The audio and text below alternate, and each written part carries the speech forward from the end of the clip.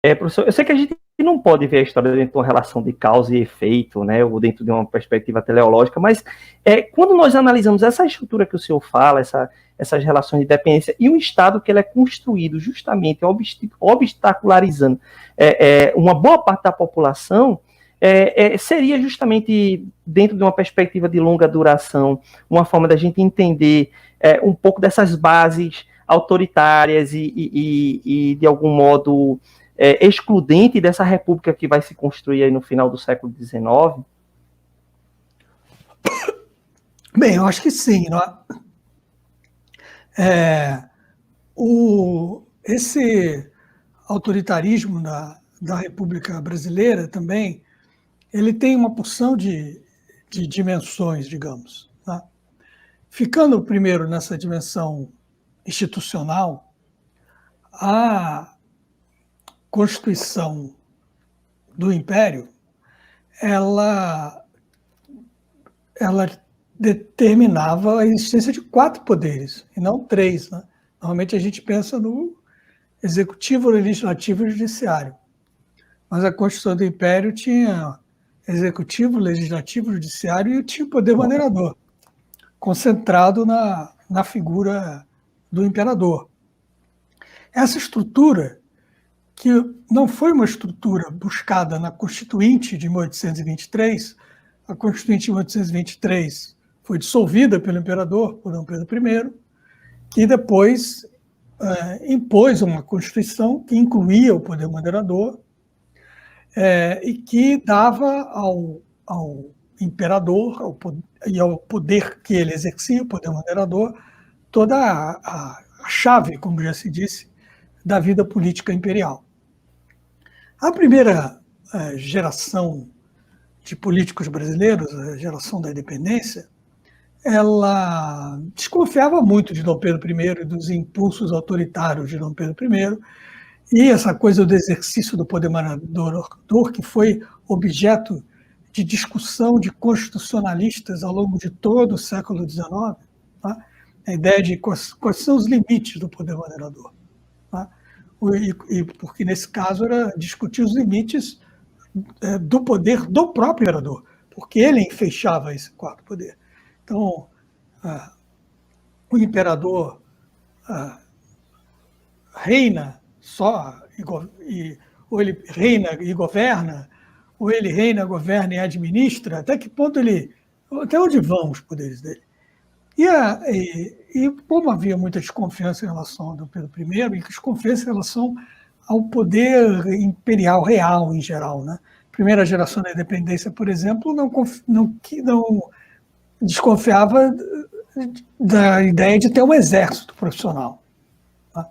Porque seria um instrumento na mão de um possível tirano. Tanto que o Brasil, na verdade, não tem um exército profissional realmente digno do nome até a Guerra do Paraguai, quase que uma consequência da Guerra do Paraguai.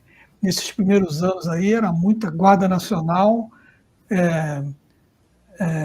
mercenários contratados pelo Estado e recrutamento forçado, tudo meio improvisado, segundo as campanhas militares que se precisava. O exército realmente profissional, acho que o grande divisor de águas é a Guerra do Paraguai. Então, o poder moderador, ele mostra que na tradição brasileira essa discussão a respeito do autoritarismo e tal, ela faz parte da discussão constitucional no século XIX. Quando chega, por exemplo, em momentos de crise, como em 1868, quando o imperador, desviando-se um pouco das tradições de respeitar a maioria na Câmara dos Deputados e tudo mais, quando ele dissolve um gabinete liberal, né, que tinha maioria na Câmara, e impõe um político conservador, e aí quando há o choque entre a Câmara e esse político conservador, que era o Itaboraí, ele dissolve uma Câmara que tem maioria, convoca novas eleições. Quando ele quebra um pouco o pacto de respeitar essas maiorias e tal, há sempre a acusação de que, na verdade, o imperador é autoritário, ele desrespeita o jogo político e tudo mais. Democracia não era uma palavra que tinha um sentido positivo no século XIX. Isso é uma construção posterior, havia muito debate, desconfiança em relação à ideia de democracia. Bem, quando você chega na República, você não tem mais poder moderador. Né? Você não tem mais poder moderador. A Constituição Republicana, em 1990, só tem os poderes, digamos assim, que se tornaram o centro da tradição liberal. Então, poder executivo, poder legislativo, poder judiciário, não tem mais poder moderador. O problema é que aconteceu algo que mudou muito a política brasileira a partir da década de 70, e acho que eu falei na Guerra do Paraguai, isso é uma consequência importante da Guerra do Paraguai. Essa crise política de 1868, que derrubou um gabinete que tinha maioria na Câmara, teve a ver com a condução da Guerra do Paraguai. E a pressão do Caxias, que era o chefe das Forças Armadas, as Forças Brasileiras no Paraguai, para que mudasse a política, para que ele achava que o esforço de guerra estava recebendo menos apoio que deveria. A partir daí, da profissionalização das Forças Armadas, a crescente influência política das Forças Armadas na década de 70, na década de 80, culminando no golpe militar de 15 de novembro de 1989, que é o primeiro golpe militar na história do Brasil. Depois disso vai ter um número enorme de tentativas de golpe e de golpes bem-sucedidos, de alianças de setores civis com setores militares para derrubar governos, para pressionar governos e tudo mais. Isso dá a tônica da história do Brasil, atrevo-me a dizer, até a década de 1980 do século XX. Né? Então você tem golpe militar em 89, ditadura militar logo em seguida, no início do período republicano, depois crises constantes, que vão até meados da década de 1890, depois você tem aquele período de política de café com leite e tal da Primeira República, que na verdade não tem nada a ver com democracia, porque as eleições eram todas fraudadas, e a tutela militar estava sempre ali, uma tentativa de golpe contra o Rodrigues Alves, concomitante com a revolta da vacina, em 1904, você tem a agitação toda na década de 20, o Getúlio sobe ao poder em 1930 por causa da aliança com os militares, 37 tem a ver com os militares, 45 ele é derrubado pelos militares, 54 a pressão militar faz com que ele se suicide em agosto, o Juscelino Kubitschek ganhou a eleição, mas ele só assumiu porque os militares deixaram, porque havia uma disputa para saber se ele ia ser aceito ou não, e até que um setor dos militares bancou e ele pôde assumir. Depois tem, no início dos anos 60, quando o Jânio renuncia, a subida do Jango tem a ver com a resistência, ele teve que aceitar o sistema parlamentarista para poder assumir, depois derruba ele em 64, 20 anos de ditadura, 20 e tantos anos de ditadura, né? De 64 até, eu acho que até 89 que tem que contar, porque você só tem presidente eleito em 89. Né? Então você tem um quarto de século de ditadura e então você vai pensar que aquilo que, digamos assim, estava previsto constitucionalmente, que era o poder moderador, que concentrava muito poder na mão do imperador na Constituição de 24, no período republicano vira essa constante tutela e, portanto, instabilidade política do país causada pela participação política dessa corporação armada, que não devia ter nada a ver com política, tá?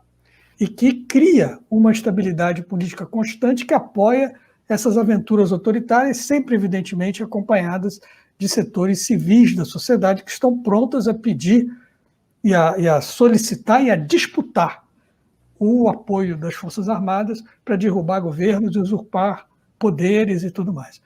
Professor, O Brasil, só vou terminar esse quadro geral. Você vê que eu estou dando um panorama da história do Brasil, 200 anos em 10 minutos. Você deve estar muito impressionado. Aí você pega só esse período aí que vai da Constituição de 88 até o golpe contra Dilma Rousseff, o golpe do impeachment. Só nesse período você teve, de fato, um período da história do país em que os militares não tiveram protagonismo na política, ou não pressionaram, ou aparentemente não participavam de nada que era fundamental na condução da política do país. Agora nós voltamos ao 30 anos, pelo menos, ou mais, né, em que, novamente, nos últimos anos, o protagonismo dos militares na política volta a assombrar a democracia brasileira, porque não pode haver democracia com uma corporação armada tutelando a política. Né?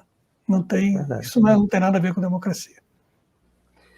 A minha interrupção, professor, era justamente nesse sentido que o Adalberto Mello, ele faz uma pergunta que, na verdade, não é um período que o senhor estuda, que nós não estudamos de modo geral, mas, assim, eu acho que fica dentro dessa observação, enquanto historiador, que é justamente pós a Constituinte, né, não se construiu instrumentos, né, que barrassem, né, essa presença militar, né, na democracia, inclusive, de algum modo, possibilitou que tivéssemos falas, né, com os generais que estavam ali pressionando o governo Dilma, né, tuitando, inclusive, que eu acho que é uma coisa que, em uma democracia com mais consistência, esse militar ele realmente não continuaria nativa, né, com esse tipo de comportamento.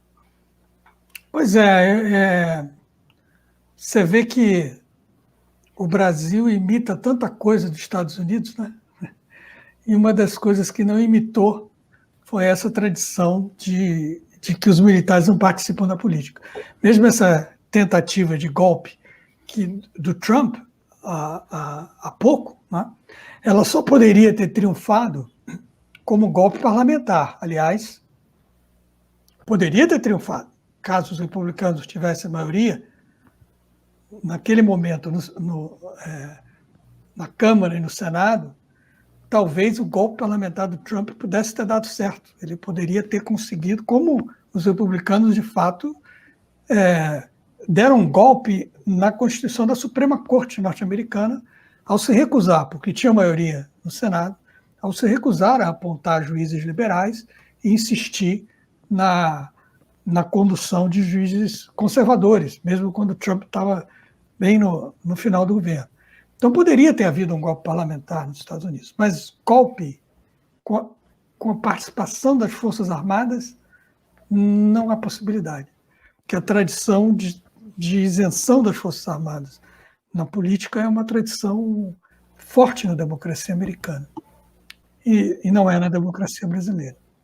Aí essa pergunta, evidentemente, é uma pergunta muito importante. Né? Por que a Constituinte de 1988 não se estabeleceram garantias mais claras, tá?